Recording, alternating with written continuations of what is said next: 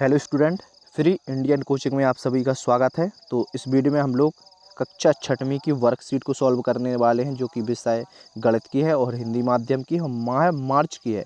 आपको एक चीज़ ध्यान रखना है कि मार्च की वर्कशीट है। यदि आप फरवरी या जनवरी की देखना चाहते हो तो वो भी चैनल पर अवेलेबल है, प्लेलिस्ट में दी गई हैं। ठीक है, तो इस वीडियो में हम लोग मार्च की वर्कशीट को सॉल्व करने वाले हैं, जो कि कक्षा छठवीं की है। तो चलिए स्टार्ट करते हैं। तो वीडियो को स्टार्ट करने से पहले आप चैनल को सब्सक्राइब जरूर कर लेना है और बेल आइकन भी प्रेस कर लेना है और इस वीडियो को लाइक भी कर देना है। ठीक है, तो चलिए प्रश्न क्रमांक 1 से स्टार्ट करते हैं। तो यहाँ पर आपको परफेक्ट सॉल्व बताया जाएगा और सभी प्रश्नों के आंसर एकदम परफेक्ट में दिए जाएंगे। ठीक है, तो प्रश्न क्रमांक 1 से देखते हैं। सही विकल्प दिए गए हैं प्रश्न क्रमांक 1 में, जिसमें दिया गया है पहला वाला क्या है, 9000 यानी कि 99,999 में 1 जोड़ने पर प्राप्त संख्या कितनी होगी। तो डी इसका परफेक्ट आंसर हो जाएगा, 1 लाख। ठीक है, इसके बाद सेकंड नंबर का दिया गया है 3 तीलियों से बनने वाली बंधाकृति होती है, तो त्रिभुज इसका परफेक्ट आंसर होगा। तो आपको त्रिभुज लिख देना है। और इसके बाद थर्ड दिया गया है कौन से अक्षर में समकोण जैसी आकृति होती है। तो डी नंबर का इसका आंसर परफेक्ट हो जाएगा। ठीक है, तो डी नंबर को इसका आंसर आपको लिख देना है। इसके बाद फोर्थ में दिया गया है दिए गए वृत्त में छायांकित भाग को क्या कहते हैं। तो इसका आंसर होगा आपका त्रिज्यखंड, यानी कि वी नंबर का इसका परफेक्ट आंसर हो जाएगा। इसके बाद पांचवा दिया गया है बिंदु रेखा से 2 भागों में बांटी गई आकृतियों में से कौन सी आकृति आईने के आगे रखने पर पूरा चित्र बनाएगी। तो इसका ए आंसर परफेक्ट हो जाएगा। ठीक है, इसके बाद प्रश्न क्रमांक 2 को देख लीजिए, जिसमें पूछे गए हैं रिक्त स्थान। तो रिक्त स्थान को भी देख लीजिए आप। पहले में क्या लिखना है, घन में खाली स्थान सतह होती हैं, तो 6 इसका परफेक्ट आंसर होगा। कितना होगा, 6 लिखना है आपको। ठीक है, इसके बाद सेकंड नंबर का दिया है वह कोण जिसका मान 90 डिग्री से कम हो, यानी कि 90 अंश से कम हो, तो क्या कहलाता है। तो न्यून कोण इसका परफेक्ट आंसर हो जाएगा।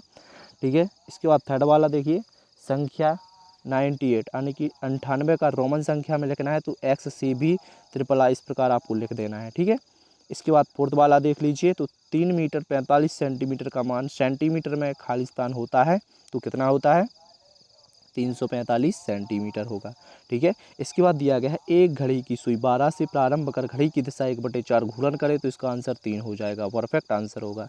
इसके बाद प्रश्न क्रमांक 3 को देख लीजिए। प्रश्न क्रमांक 3 में दिया गया है किरण ने 5 किलोग्राम सेब, 5 किलोग्राम 600 ग्राम अंगूर और 3 किलोग्राम 300 ग्राम आम खरीदे। किरण द्वारा खरीदे गए सभी फलों का वजन ज्ञात करना है, तो सभी को जोड़ दीजिए इस प्रकार और यहाँ पर टोटल लिख दीजिए 13 किलो 900 ग्राम। ठीक है, इसके बाद 12 नंबर का देखिए इसी क्वेश्चन का। तो 12 नंबर में क्या होगा, एक आकृति दी गई, यानी कि एक वृत्त की रचना कीजिए एवं उसमें केंद्र बिंदु एवं व्यास अंकित कीजिए। तो इस प्रकार आपको एक वृत्त की रचना करके केंद्र बिंदु और व्यास लिख देना है। ठीक है, जल्दी से देख लीजिए आप और अपनी वर्कशीट पे इसे कंप्लीट कर लीजिए। इसके बाद प्रश्न क्रमांक 4 को देखिए ध्यान से। प्रश्न क्रमांक 4 में पूछा गया है नीचे दी गई घड़ी की आकृति में सुइयों बीच बनने वाले कोण का नाम लिखना है। तो पहले में दिए गए हैं जिसमें आपका अधिक कोण बन रहा है, यहाँ पर देख लीजिए अधिक कोण होगा। इसके बाद में सेकंड आकृति में न्यून कोण होगा और थर्ड आकृति में सम कोण हो जाएगा। ठीक है, इस प्रकार आपका आ नंबर का कंप्लीट हुआ। इसके बाद में 12 नंबर में दिया गया है 11,000 के ठीक पहले की 2 संख्याएं, ठीक बाद की 2 संख्याएं, क्रमागत संख्याएं लिखना है। तो इस प्रकार आप लिख लीजिए। ठीक है, 12 नंबर में। इसके बाद प्रश्न क्रमांक 5 को ध्यान से देखिए। तो प्रश्न क्रमांक 5 में दिया गया है टीना के पास 20 मीटर और 50 सेंटीमीटर लंबा कपड़ा है। एक पर्दा बनाने के लिए 4 मीटर 75 सेंटीमीटर का कपड़ा लगता है। तो फिर क्या है, 2 पर्दे बनाने के बाद टीना के पास अब कितना लंबा कपड़ा बचा। तो इस प्रकार इसको आप सॉल्व कर देना। कुल कपड़ा लिखना है और 2 पर्दे में लगा कपड़ा, तो आपको गुणा कर देना है, 2 गुणे 475 सेंटीमीटर और इस प्रकार इसको माइनस करके इसका टोटल आंसर क्या आएगा, 1100 सेंटीमीटर। ठीक है, यानी कि 10 मीटर 100 सेंटीमीटर। इसके बाद प्रश्न क्रमांक 6 को देख लेते हैं। तो प्रश्न क्रमांक 6 में देखिए, प्रश्न क्रमांक 6 में दिया गया है एक तालिका। फिर इसके बाद इस तालिका को ध्यान से देखकर आपको प्रश्नों के उत्तर बताना है। तो इस तालिका को आप ध्यान से देखिए। खेल का नाम दिए गए हैं। ठीक है, इसके बाद में खेल का नाम के बाद क्या दिया गया है, gilli danda, cricket, football, volleyball, रस्सी कूद। और यहाँ पर पसंद करने वालों की संख्या भी दी गई है कि गिल्ली डंडा 45 पसंद करते हैं, क्रिकेट 30 पसंद करते हैं और फुटबॉल को 20 पसंद करते हैं, वॉलीबॉल को 10 पसंद करते हैं और रस्सी कूद को 15 पसंद करते हैं। अब फर्स्ट क्वेश्चन आपसे किया गया है सबसे कम पसंद किए जाने वाला खेल का नाम। तो वॉलीबॉल देखिए, यहाँ पर 10 लोग ही पसंद करते हैं वॉलीबॉल को, तो इसका आंसर क्या हो जाएगा, यानी कि यहाँ पर कम पसंद किए जाने वाले खेल का नाम बताना है। तो यहाँ पर देखिए वॉलीबॉल इसका परफेक्ट आंसर हो जाएगा। ठीक है, इसके बाद दिया है खेल पसंद करने वाले बच्चों की कुल संख्या। तो कुल संख्या यानी कि सभी को यहाँ पर आपको टोटल कर देना है, सभी को यहाँ पर सभी को जोड़ देना है। तो कितना आंसर आएगा? 120 इसका आंसर आ जाएगा। इसके बाद यह है फुटबॉल एवं वॉलीबॉल पसंद करने वालों बच्चों की संख्या बताना है। तो देखिए यहाँ पर फुटबॉल 10 पसंद करते हैं और वॉलीबॉल को नहीं, फुटबॉल को 20 और वॉलीबॉल 10 पसंद करते हैं, तो टोटल 30 लिख देना है। इसके बाद यह है कितने बच्चों द्वारा गिल्ली डंडा पसंद किया गया है। तो देखिए गिल्ली डंडा 45 बच्चे, ऊपर दिख रहा है ना आपको, गिल्ली डंडा 45 बच्चे पसंद करते हैं। इसके बाद क्रिकेट खेलने वाले बच्चों की संख्या, फुटबॉल खेलने वाले बच्चों की संख्या कितनी अधिक है? तो 10 अधिक है, तो इसका आंसर कितना हो जाएगा? 10 हो जाएगा। इसके बाद खंड बा में क्या दिया गया है? प्रोजेक्ट कार्य, यानी कि प्रोजेक्ट वर्क दिया गया है। ठीक है, तो प्रोजेक्ट वर्क में आपको 20 पूर्णांक यानी कि 20 नंबर मिलेंगे यदि आप इस प्रोजेक्ट को कंप्लीट करते हो। तो सबसे पहले क्वेश्चन को ध्यान से पढ़ लीजिए, प्रोजेक्ट बहुत ही आसान है। आप बाजार से निम्नलिखित पाँच खाद्य सामग्री का मूल पता कीजिए, ज्ञात कीजिए। मूल की सहायता से 5 किलोग्राम, 2 किलोग्राम, 500 ग्राम, 250 ग्राम सामग्री खरीदने में कितने रुपए लगेंगे, सारणी में भरिए। तो ये आप अपने आप से भी कर सकते हो। यदि आप एक क्वेश्चन का आंसर भी लिखना चाहते हो तो इस प्रकार आप आंसर लिख लीजिए।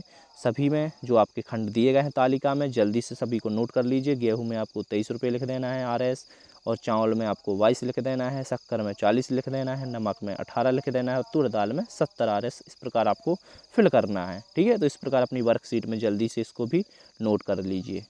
ठीक है, तो जल्दी से इसको भी नोट कर लीजिए आप। इसके बाद आगे देखिए, इसमें एक तालिका और दी गई है जिसमें दिया गया है किलोग्राम।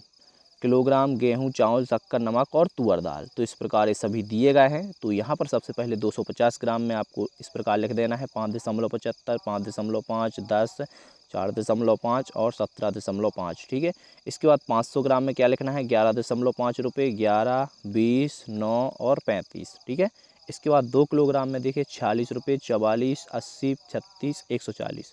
इसके बाद 5 किलोग्राम में 115, 110, 200, 90 और 350। तो इस प्रकार आपकी ये कंप्लीट तालिका हो जाएगी। तो अपनी वर्कशीट में इसे भी नोट कर लेना है। ठीक है, इसे नोट करने के बाद यदि आप स्क्रीनशॉट लेना चाहते हो तो यहाँ पर अपनी कंप्लीट होगी वर्कशीट। ठीक है, कक्षा 6वीं की गणित की। अब आप स्क्रीनशॉट लेना प्रारंभ कीजिए एक बार। तो स्क्रीनशॉट ध्यान से ले लीजिए और स्क्रीनशॉट लेकर इसे अपने आप से कोशिश कीजिए और इसको सॉल्व कर लीजिए। ठीक है, और अपनी वर्कशीट को जल्दी से कंप्लीट कर लीजिए। इसके बाद नेक्स्ट वर्कशीट हम लोग देखने वाले हैं जिसकी लिंक आपको डिस्क्रिप्शन में दी जाएगी। तो आपको वहां से सभी वीडियो मिल जाएंगे। आप डिस्क्रिप्शन जानते हो तो चेक कीजिए, या फिर आप फ्री इंडियन कोचिंग की प्लेलिस्ट पर जाइए, तो प्लेलिस्ट पर आपको सभी वीडियो मिल जाएंगे मार्च की वर्कशीट के सॉल्यूशन के। ठीक है, तो वीडियो को अभी तक यार आपने शेयर नहीं किया है तो शेयर भी करना है। Okay, thank you, bye bye.